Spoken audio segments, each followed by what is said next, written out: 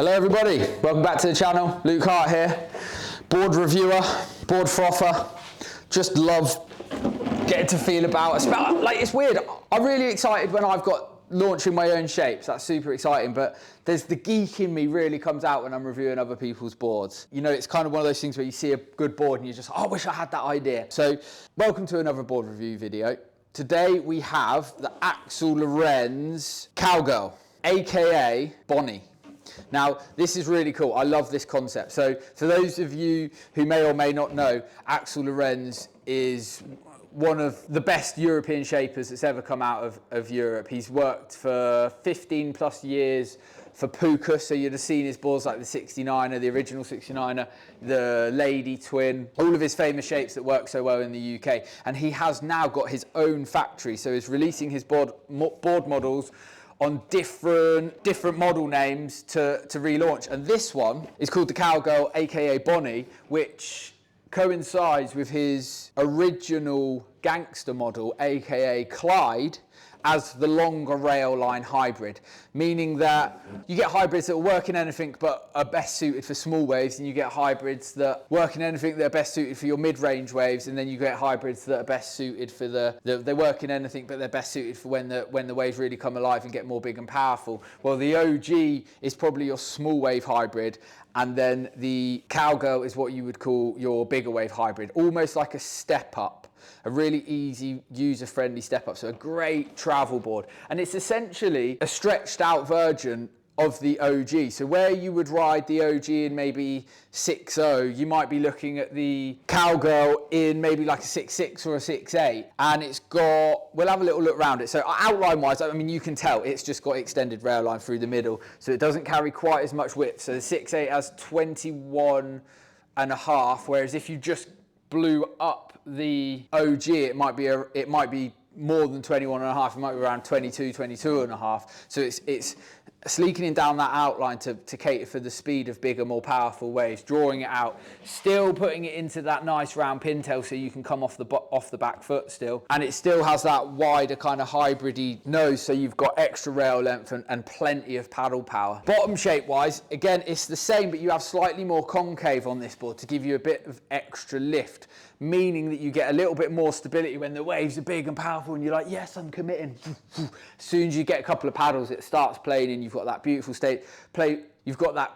stable platform that's going to get you early entry into the wave without wobbling about and losing your speed, and you'll be able to get to your feet nice and comfortably. There's been plenty of surfers that have said this is one of the most diverse boards they've ever owned, because knee high, you've got yourself a sort of progressive mid-length, and then double overhead, you got yourself like that easy rider. So when your local break gets pumping, like Fistral's 6 to 8 foot in winter, and you got your wetsuit on and all your boots and all of that sort of stuff, this is the kind of thing you grab. The rocker, same, nice and relaxed. It's got that extra little flick in the nose to add that extra bit of height, with the extra concave as well. Just adding a slight amount of rocker gives you a little bit more lift and a bit more water in earlier entry as you're paddling mainly. And then just enough kick in the tail to keep it nice and loose and fun and fruity, so you can surf it. That works brilliantly with the bottom shape, like I say, a slightly deeper concave than the standard one. And then you have, again, your standard thruster setup, slightly higher up the board, because obviously you're going to be slightly more mid-stanced on this type of board, but you can still drop your back foot, get that, really get that tail working nicely. Deck line's the same.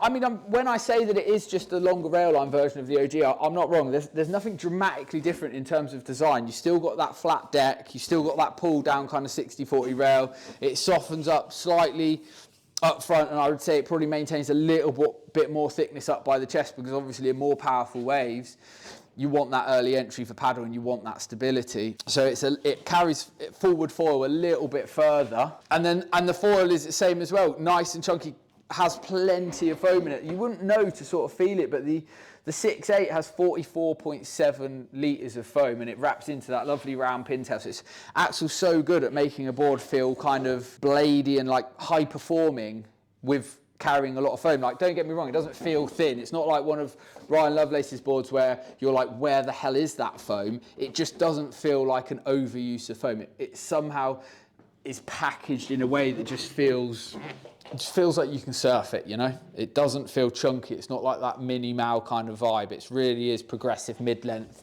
at its finest. Again, you've got that beak nose at the front to maintain that foam, because like we said about the OG, you want that board, if it's doing anything, you want it slightly tipped forward to maintain your speed rather than slightly tipped back, so that you then generate your own speed. This board is forward foil, so you can keep your speed up without having to self-generate and pump. It's all about just highlining it and gaining that speed yourself. Fin setup, you can go for your standard thruster. You can maybe drop down into like a slightly smaller set as well, so you're not got quite as much lift standing up front, or you can go for a 2+1 if you're that kind of guy who, I mean, I love 2+1 fin setups, especially for the UK. I don't know why, but I just feel that off the top, they offer so much hold. By the time you get down to the bottom, you've got loads of speed from that extra hold in the fin. So I think it's a really, really good fin for a slightly slopier wave. The waves it suits, it's kind of obvious. Like, again, this is mid-length vibe, so you want to be going around 6'6", 6'8", 6'10", that kind of, don't try and package this down. Better off going for the OG in the smaller sizes. This one is about rail extension,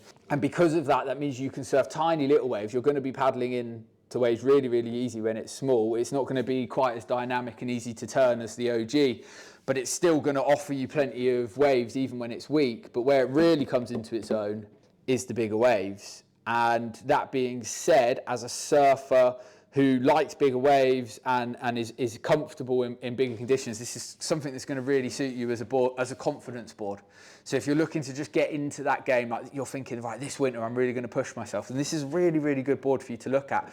It gives you mid-length characteristics of the stability and the hold and the easy wave catching, but you can still utilize its performance off the tail. In terms of where it sits in the market, again, this is just a progression on from what we learned about hybrids. So there are plenty of performing mid-lengths. I do something called the BP round that fits a similar hold to the Cowgirl. You've got stuff like, I hate to say it, but I just know, is it the Boss Up from Firewire, or you've got I think it's the Mo from Thunderbolt, maybe. Basically progressive mid-length vibes, extra rail line in a hybrid. That means that you've got the performance off the tail, but you've got all of that extra glide, float and stability of the rail extension. So there's plenty of boards on the market like that, but where I think this one really has its own point of difference is the width. Carrying that extra curve in the outline means that at slower speeds you can still turn it. It's not so directionally down the line, it's still easy to turn. Width gives you turning radius, so imagine spinning a penny on its side or spinning a lolly stick on its side. You're going to get far more rotations on the penny because of the amount of surface area hitting the floor. It's the same thing with turns in the sea. By having that extra width, that means that you don't need quite as much speed to complete your turned maneuver.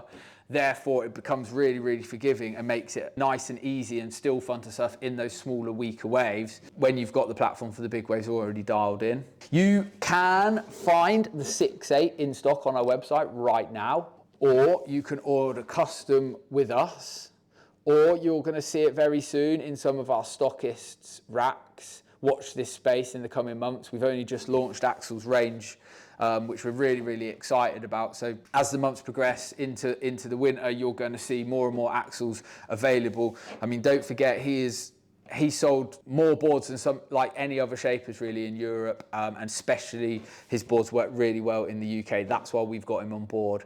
You know, numbers don't lie. The reason his boards are so successful in the UK is because everyone loves them. So you're going to see plenty of them now that he's got his own brand and he's launched with Collab. So super excited. This is the Cowgirl, high performing, extra rail length, hybrid / mini mid / mid length coming at ya. I've been Luke Hart. I feel like I've talked loads in this video and Joan's gonna have a nightmare editing it. See you soon for the next one. Like, subscribe, comment if you've got any other questions. If you feel like I've missed something or you need to know something, feel free to drop a comment and we'll answer it as best we can. See you in the next video. Woo!